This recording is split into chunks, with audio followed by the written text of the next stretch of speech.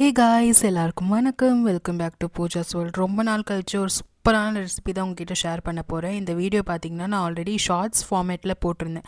சும்மா மியூசிக் மட்டும் போட்டு ஷார்ட்ஸ் ஃபார்மேட்டில் அது நிறைய பேர் லைக் பண்ணியிருந்தாங்க. நிறைய பேர் இந்த சென்ஸ் என்னோடய சேனலில் ஒரு 10 லைக்கு மேலே, ஒரு 15 லைக் மேலே போனாலே ஒரு நிறைய லைக் தான், டிஸ்லைக் ஒன்று கூட வரல.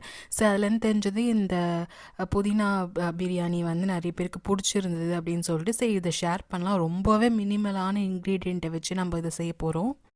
இந்த புதினா சிக்கன் பிரியாணிக்கு வந்து பார்த்திங்கன்னா நான் இஞ்சி பூண்டு எடுத்திருக்கேன். இஞ்சி பூண்டு பேஸ்ட் அரைப்போல் அதே மாதிரி நம்ம தனித்தனியாக அரைக்காமல் எல்லாத்தையும் ஒன்றா சேர்த்து நம்ம பேஸ்ட்டாக அரைக்க போகிறோம். இஞ்சி பூண்டு எடுத்துக்கிறேன். அதுக்கப்புறம் பார்த்திங்கன்னா ஒரு கொத்தமல்லி எடுத்துக்கிறேன். அதுக்கப்புறமா 2 கைப்பிடி வந்து புதினா எடுத்துக்கிறேன். இந்த டிஷ்ஷோட காரமே வந்து எல்லாமே பார்த்திங்கன்னா பச்சை மிளகாவோட காரம் தான். நம்ம எதாவது மிளகாத்தூள் எதுவுமே ஆட் பண்ண போகிறது கிடையாது. அதனால் பச்சை மிளகா வந்து ஒரு 6-7 பச்சை மிளகா அது கூட சேர்த்து ஒரு மீடியம் சைஸ் வெங்காயம் வந்து எடுத்துருக்கேன். 2 மீடியம் சைஸ் வெங்காயம், பழுத்த நாட்டு தக்காளி 2 நாட்டு தக்காளி கொஞ்சம் பெரிய சைஸ் இருந்தது, அதையுமே சேர்த்து நல்லா பேஸ்ட் ஆக்கி நான் எடுத்து வச்சுக்கிறேன். டபராவில் தான் செய்ய போகிறோம். அதனால் நான் ஒரு டபரா எடுத்துக்கிறேன். அதில் பார்த்திங்கன்னா ஒரு 3 டேபிள் ஸ்பூன் எண்ணெய் விட்டுக்கிறேன். அதில் வந்து ஹோல் கரம் மசாலா வந்து நான் ஆட் பண்ணிக்கிறேன். இந்த கரம் மசாலா பார்த்திங்கன்னா நான் தனியாக வாங்கி வைக்க மாட்டேன். இந்த பட்டை லவங்கம் எல்லாமே நம்ம அந்த 5 ருபீஸ் பேக்கெட்டில் அந்த பேக்கெட் அளவுக்கு நீங்கள் போட்டிங்கன்னா கரெக்டாக இருக்கும். அந்த கரம் மசாலா வந்து நல்லா பொரிஞ்சதும் நம்ம அரைச்சி வச்சுருக்க பேஸ்ட்டை வந்து இதில் ஆட் பண்ணிக்கோங்க. இந்த பேஸ்ட் வந்து பார்த்திங்கன்னா நம்ம ஆட் பண்ணியிருக்கிற இன்க்ரீடியண்ட்டோட எல்லாமே பச்சை வாசனை வந்து நல்லா போகணும். அந்த அளவுக்கு நம்ம வதக்கி எடுக்கணும். நான் இந்த வதங்கும் போதே பார்த்திங்கன்னா கொஞ்சமாக உப்பை ஆட் பண்ணிக்கிறேன். உப்பை ஆட் பண்ணிவிட்டு நான் வந்து நல்லா வதக்கி எடுத்துக்கிறேன். இந்த மாதிரி நம்ம அரைச்சி ஆட் பண்ணி எந்த டிஷ்ஷு செய்கிறதா, பிரியாணி மட்டும் இல்லை, நம்ம சில கலந்த சாதமோ எது செய்கிறதா இருந்தாலும் உங்களுக்கு செய்கிற ப்ராசஸ் வந்து ரொம்பவே ஈஸியாகிடும். ரொம்ப என்ன சொல்கிறது, தனித்தனியாக ஒரு பொருளை ஆட் பண்ணி வதக்கி டைம் வந்து நிறைய எடுக்கும். நம்ம டக்கு டக்குன்னு செய்யணுன்னா இந்த மாதிரி கூட நீங்கள் ட்ரை பண்ணி பார்க்கலாம். டேஸ்ட்டு நல்லாவும் இருக்கும்.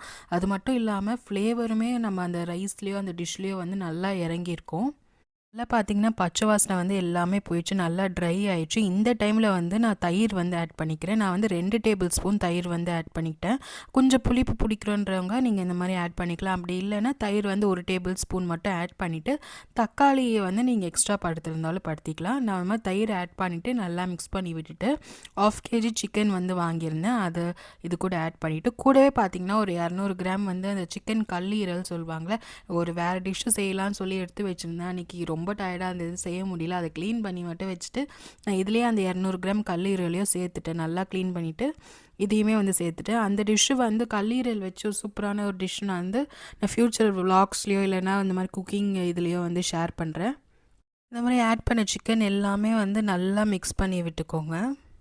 நான் ஆல்ரெடி வீடியோவில் சொன்ன மாதிரி நம்ம காரத்துக்கு எதுக்குமே எந்த மசாலாவும் ஆட் பண்ண போகிறதில்ல. அதனால் கொஞ்சமாக மஞ்சத்தூள், ஒரு பிஞ்ச் மஞ்சத்தூள், எப்பயுமே நம்ம நான்வெஜ் ஆட் பண்ணும்போது நம்ம மஞ்சத்தூள் எப்பயுமே ஆட் பண்ணுவோம். அதனால் ஒரு பிஞ்ச் மஞ்சத்தூள் ஆட் பண்ணிவிட்டு கரம் மசாலா ஒரு டீஸ்பூன் மட்டும் நான் இதில் வந்து ஆட் பண்ணிக்கிறேன். அந்த ஒரு ஃப்ளேவருக்காக நம்ம ஆட் பண்ணிக்கலாம். ஆட் பண்ணி இதையுமே வந்து நல்லா மிக்ஸ் பண்ணி விட்டுக்கோங்க, கரம் மசாலா மஞ்சத்தூள் எல்லாமே. இந்த டிஷ்ஷு வந்து நாங்கள் செஞ்சு சாப்பிட்டதுக்கப்புறம் நம்ம அந்த பிரியாணி சாப்பிட்ட ஒரு ஹெவினஸ் இருக்கும் தெரியுமா, அப்படியே தூக்கமாக வரும், அப்படியே என்ன டயர்டாக இருக்கும், அப்படியே செம்ம தூங்குவோம். ரொம்ப ஹெவியாக இருக்கும் நம்ம அந்த பிரியாணி நிறைய மசாலா சேர்த்து ஆட் பண்ணும்போது.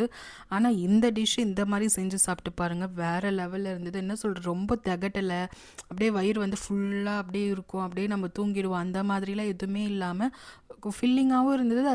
அதே சமயத்தில் வந்து திகட்டவே இல்லை, நம்ம எவ்வளோ சாப்பிட்டாலும் சாப்பிட்டுட்டே இருக்கலாம், அந்த மாதிரி இருந்தது. ரொம்ப மசாலாலாம் இல்லாமல் நீங்கள் சின்ன குழந்தைங்களுக்கு கூட இந்த டிஷ்ஷை வந்து நீங்கள் கொடுக்கலாம். சிக்கனை வந்து நல்லா மிக்ஸ் பண்ணி விட்டுட்டு ஒரு 5 நிமிஷம் பார்த்திங்கன்னா தட்டு போட்டு மூடும், மீடியம் ஃப்ளேமில் வைங்க. அதுலேருந்து கொஞ்சம் தண்ணி வந்து நமக்கு ரிலீஸ் ஆகும். 5 நிமிஷம் கழிச்சு எடுத்திங்கன்னா ஓரளவுக்கு தண்ணி வந்திருக்கும் சிக்கன்லேருந்து. அதுக்கப்புறமா நம்ம வந்து 1 கிளாஸ் தண்ணி வந்து நான் இதில் ஆட் பண்ணி நல்லா கொதிக்க விடுறேன். பாஸ்மதி அரிசி பார்த்திங்கன்னா நான் ஒரு 1/2 ஹவர் கொஞ்சம் எக்ஸ்ட்ராவாக ஊற வச்சுருந்தேன். நான் எப்பயுமே பார்த்திங்கன்னா தாளிக்கும் போது தான் வந்து பிரியாணி தாளிக்கும் போது பாஸ்மதி அரிசி கழுவி ஊற வைப்பேன். ஆனால் இந்த வாட்டி கொஞ்சம் 1/2 ஹவர் எக்ஸ்ட்ரா ஊற வச்சுருந்தேன். அதனால் நான் தண்ணி வந்து கம்மி பண்ணிக்கிட்டேன். ஆல்ரெடி 1.5 கிளாஸ் தண்ணி தான் இதில் வந்து ஊற்றிருக்கேன்.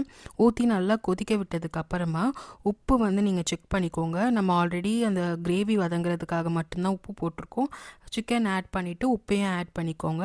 இந்த மாதிரி தண்ணி நல்லா கொதிச்சு வந்ததும் நம்ம ஊற வச்சுருக்க பாஸ்மதி அரிசியை வந்து இதில் ஆட் பண்ணிக்கலாம். இந்த பிரியாணி வந்து பார்த்திங்கன்னா நம்ம தம் ஸ்டைலில் தான் செய்ய போகிறோம். அதனால் வந்து நல்லா இந்த மிக்ஸ் பண்ணி விட்டுக்கோங்க. ரொம்ப குத்தி எடுக்க வேணாம். சைட்லேருந்து மிக்ஸ் பண்ணி விட்டுட்டு நம்ம எப்போ தம் போடணுன்னா அரிசியும் தண்ணி ஊற்றிருக்கோம்ல அது வந்து சம பதத்துக்கு வந்ததுக்கு அப்புறமா தான் நம்ம வந்து இதில் வந்து தம் போட போகிறோம். அந்த அளவுக்கு நம்ம ஹை ஃப்ளேமில் வச்சு கொதிக்க விடலாம்.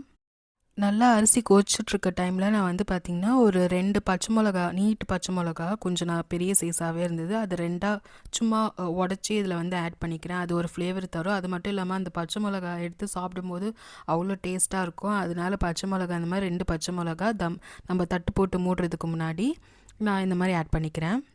அரிசியும் தண்ணியும் சம பதத்துக்கு வந்ததுக்கு அப்புறமா நம்ம வந்து தம் போடணும். இதுக்கு வந்து பார்த்திங்கன்னா நல்லா சிம்மில் வச்சுடுங்க. எந்த பர்னர் வந்து ஸ்லோவாக எரியுமோ அந்த பர்னர் சிம்மில் ஒரு 20 மினிட்ஸ் வச்சுடுங்க. மேலே வந்து ஒரு வெயிட் வச்சுடுங்க. ஏதாவது தண்ணி ஊற்றி ஃபில் பண்ணி வெயிட் வச்சுட்டு 20 மினிட்ஸ் கழிச்சு எடுத்து பார்த்திங்கன்னா உதிரியான புதினா சிக்கன் பிரியாணி வந்து ரெடி ஆகிடும். இந்த பிரியாணி நல்ல ஃப்ளேவர்ஃபுல்லாக இருந்தது. கூடவே ரைத்தாவும் வேக வச்ச முட்டையும் வச்சு சாப்பிட்டு பாருங்கள். வேறு லெவலில் இருக்கும். கண்டிப்பாக இந்த டிஷ் பிடிச்சிருக்கோன்னு நினைக்கிறேன். பிடிச்சிருந்தா நம்ம சேனலை சப்ஸ்கிரைப் பண்ணி சப்போர்ட் பண்ணுங்கள்.